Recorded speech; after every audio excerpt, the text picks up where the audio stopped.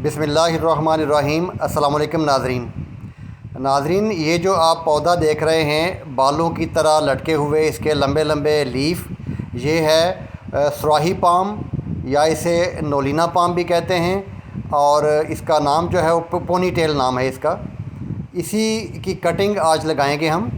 और कटिंग कैसे ली जाती है, कटिंग को कैसे प्रिपेयर किया जाता है और कटिंग फिर कैसे ग्रो की जाती है और फिर इसको कोडेक्स बनने तक इसकी केयर कैसे की जाती है, वो सारा कुछ देखेंगे। ये जो आप मेरा एक बड़ा पौधा देख रहे हैं, ये हमारे स्कूल में लगा हुआ है और इसका कोडेक्स जो है तकरीबन 2.5 से 3 फुट कोडेक्स है इसका। और हाइट इसकी तकरीबन 8 फुट के करीब है, बल्कि 8 से ज़्यादा इसकी हाइट होनी थी अगर ये ऊपर से टूट ना जाता तो इसी की हम कटिंग्स लेंगे और कटिंग्स फिर ग्रो करेंगे। पहले तैयार करेंगे कटिंग्स को कि कैसे तैयार की जानी है, फिर ग्रो करेंगे। तो ये सारा कुछ आपने देखना है इस वीडियो में, बने रहेगा लास्ट तक बिना स्किप किए हुए, ताकि आप हर चीज़ जान सकें और कोई गलती ना हो आपसे। ये घर में जो पोनीटेल लगा हुआ है गमले के अंदर, वो भी मैं आपको दिखा दूं कि इस तरह वो तैयार हो जाता है गमले के अंदर। उसके बाद जब बड़ा हो जाए तो आप ग्राउंड कर सकते हैं। वो वाला ग्राउंड में है, उसकी उम्र कोई 20 साल के करीब होगी और इसकी उम्र जो है वो कोई 2-2.5 साल होगी जो आप देख रहे हैं अभी। तो इसी तरह तैयार करना है हमने, इसी तरह पोनीटेल बनाना है और कटिंग से बनाएंगे हम। और ये वीडियो आपके लिए है। तो चलिए सबसे पहले देखते हैं कटिंग कैसे लेनी है।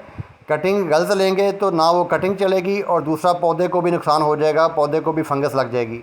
ये पहली जो कटिंग ली है वो सही नहीं ली। अब मैंने माली को बताया है कि कटिंग किस तरह लेनी है। ये वाली कटिंग सही काटी जाएगी और आपको मैं दिखाता हूँ कि दोनों में फ़र्क क्या है। आपने किसी तेज़ धार आले से कटिंग लेनी है और आले को पहले आपने स्टेरिलाइज़ कर लेना है। हम एक नाइफ़ की मदद से कटिंग्स ले रहे हैं। आपके पास नाइफ़ हो तो बहुत अच्छी बात है, या आप ब्लेड ले लें, या आप तेज़ आपके पास छुरी है तो वो ले लें, उससे कटिंग लेनी है। तो कटिंग आपने इस तरह तेज़ धार आले से लेनी है कटिंग्स, और कटिंग बिल्कुल साथ तने से जुड़ के लेनी है आपने, ऊपर से नहीं लेनी, बिल्कुल साथ से लेनी है कटिंग आपने। पहली बात ये। दूसरी ये कि ये देखें, ये जिस तरह काटी गई है भुरभुरी सी साफ़ नहीं है, ये ठीक नहीं है। और ये जिस तरह बिल्कुल साफ़ क्लियर नज़र आ रही है, इस तरह आपने कटिंग लेनी है। ये कटिंग्स यहाँ से पौधा भी ख़राब हो सकता है और कटिंग चलेगी भी नहीं। और ये वाली भी सारी ठीक है, बिल्कुल इस तरह आपने तने से अलहदा कर लेनी है कटिंग। सबसे पहले इस बात का ध्यान रखना है आपने। और उसके बाद दूसरा काम क्या करना है आपने, ये देखिए ये कटिंग जो है काफ़ी बुशी है। इसके साथ ये एक और बेबी प्लांट निकला हुआ है, बल्कि 2 बेबी प्लांट निकले हुए हैं। तो ये हमने अलहदा कर लेने हैं दोनों बेबी प्लांट। अगर नहीं है तो फिर भी जितने भी लीफ़ लगे हुए हैं वो लीफ़ आपने स्टार्ट से कोई 2-3 इंच रिमूव कर लेने हैं, ताकि ये इसका वज़न कम हो जाए और इसको ग्रो करने में ज़्यादा ताकत सर्फ ना करनी पड़े और इसकी जो हैं रूट्स वो डेवलप हो सकें। ये चूँकि हर एक बेबी प्लांट के साथ या जो कटिंग ली है हमने उसके साथ तकरीबन सैकड़ों के करीब लीफ़ हैं और लंबे लंबे कोई 2-2 फुट 3-3 फुट लंबे लीफ़ हैं। तो वो उसी तरह नहीं लगानी हमने। ये देखिए तकरीबन 3 इंच का एरिया या 2.5 इंच का एरिया हमने साफ़ कर लिया है, सारे लीफ़ रिमूव कर लिए हैं। और ये जो मैं दिखा रहा हूँ आपको, ये 1 दिन रख कर या 12 घंटे रख कर आप इसको ड्राई कर लें। इसमें जो मॉइस्चर है टॉप के ऊपर वो ख़त्म कर लें। मॉइस्चर ख़त्म करने के बाद आपने कटिंग आपकी लगाने के लिए रेडी होती है। आपने एज़ इट इज़ फ़ौरन नहीं लगा देनी, वरना फंगस एक्टिवेट हो जाएगी। देखिए नीचे वाले सारे लीफ़ रिमूव करने के बाद ये किस तरह कटिंग कितनी प्यारी गोरी चिट्टी सी हो गई है। और दूसरा इसके जो लंबे लंबे बाल हैं, ये देखिए कितने लंबे बाल हैं। ये तकरीबन 2.5 या 3 फुट लंबे बाल हैं इसके। बाल कह रहा हूँ मैं, चूँकि पोनी है तो बाल निकल गया, लीफ़ है ये, तो ये काफ़ी लंबे लीफ़ हैं। तो इन लीव्स को भी रिमूव करना या काटना बहुत ही ज़रूरी है, एज़ इट इज़ नहीं लगा देना आपने। और अब ये रिमूव किस तरह करने हैं और कितने रिमूव करने हैं ये भी देखते हैं। ये आप पकड़ लीजिए इस तरह और इसको आप मेजर कर लें अपने ही हाथ से। ये तकरीबन 7-8 इंच 9 इंच कह लें कि टोटल आपने लेंथ ले लेनी है इसकी। ये मेरी एक गिरा है और गिरा 9-10 इंच की होती है गिरा।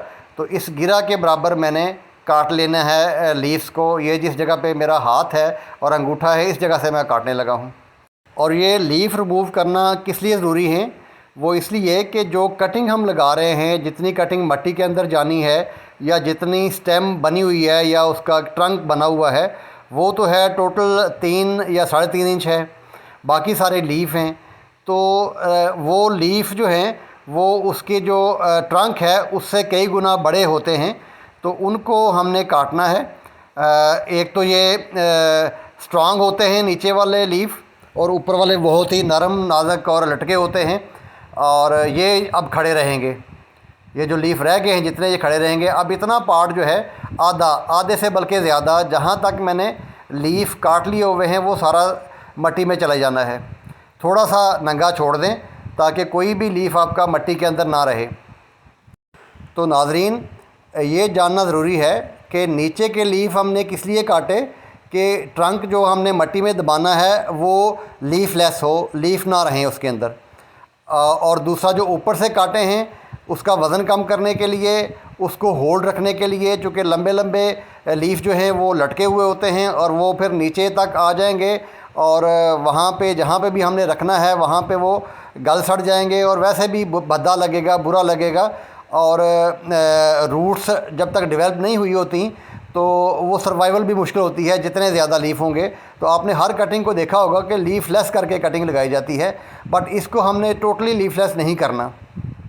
अच्छा, इसको किस तरह की सॉइल में लगाना है? तो अगर आपके पास भल है तो उसी में लगा दें, अगर नहीं है तो गार्डन सॉइल में लगा दें। गार्डन सॉइल में आपने 20% सैंड मिक्स कर लेनी है और 20% आप कंपोस्ट मिक्स कर लें। अच्छा, ये देखिए, ये जितने लीफ अभी इस वक्त हैं ये भी ज़्यादा हैं, इससे भी हल्के और कर देने चाहिए। तो मैं तकरीबन ऊपर से भी काट दूंगा कोई 1-2 इंच, और साइड से भी पत्ते और मैं काट दूंगा, चाहे मैं हाफ़ कर दूं। जो बाहर वाले हैं वो हाफ़ कट कर दूंगा, और जो सेंटर वाले हैं वो उतने रहने दूंगा। ये वाली जो छोटी मैंने साइड से बेबी प्लांट इसी कटिंग से निकाला था, मैं ये भी लगा कर ट्राई करूँगा कि लगता है कि नहीं लगता। वैसे तो मैच्योर जो बेबी प्लांट होता है वो लगता है जिसके नीचे डार्क प्लेस बन चुकी हुई हो, थोड़ी सी, जहाँ से रूट्स निकलनी हैं। तो फिर भी मैं इसको लगा के देखूँगा कि ये सर्वाइव करती है कि नहीं करती। दूसरी मेरी कटिंग ये है, ये तो लगाऊँगा मैं। इसी कटिंग के साथ मैंने वो छोटी वाली कटिंग भी लगा देनी है।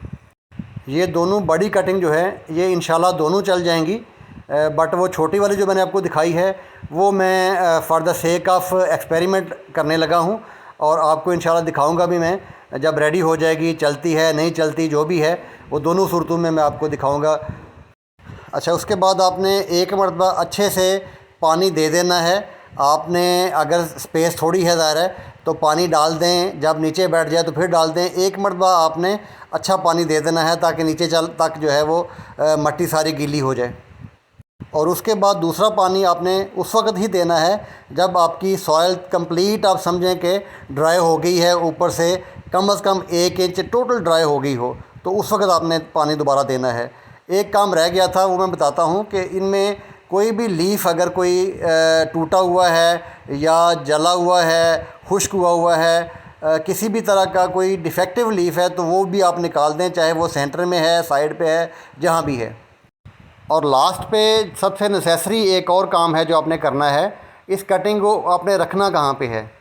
आपने रखना है किसी भी सायादार जगह पे, कि जहाँ पे सुबह की थोड़ी बहुत धूप अगर पड़ जाती है तो ठीक है, उसके बाद सारा दिन की धूप नहीं पड़नी चाहिए।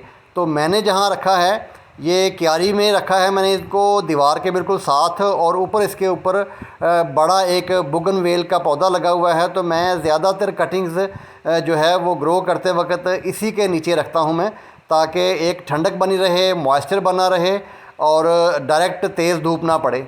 तो आपने भी इस तरह की कोई जगह देख लेनी है, वहाँ पे आपने कटिंग्स को ग्रो करना है, चाहे इसकी कटिंग्स हो या किसी और चीज़ की कटिंग्स हो। तो दोस्तों, उम्मीद करता हूँ कि मेरी ये दोनों कटिंग्स इस तरह का प्यारा सा खूबसूरत सा पोनीटेल बन जाएं और वो भी मैं आपसे शेयर करूँ। लेकिन उसके लिए तो कम से कम 2 साल इंतज़ार करना पड़ेगा, बट मैं इतना लंबा इंतज़ार नहीं करवाऊँगा। मैं कोई 4 माह बाद आपसे इन अपनी कटिंग्स जो मैंने लगाई हैं उनकी हालत लाजमी शेयर करूँगा, वो जिस भी कंडीशन में होंगी। जितनी भी बड़ी हुई होंगी आपसे लाजमी शेयर करूँगा। और अभी के लिए फ़िलहाल इजाज़त चाहूँगा। मिलते हैं फिर किसी नई वीडियो में। तब तक के लिए अल्लाह हाफ़िज़। अपना, अपने अहलो अयाल का और अपने प्लांट्स का बहुत अच्छे से ख्याल रखिएगा।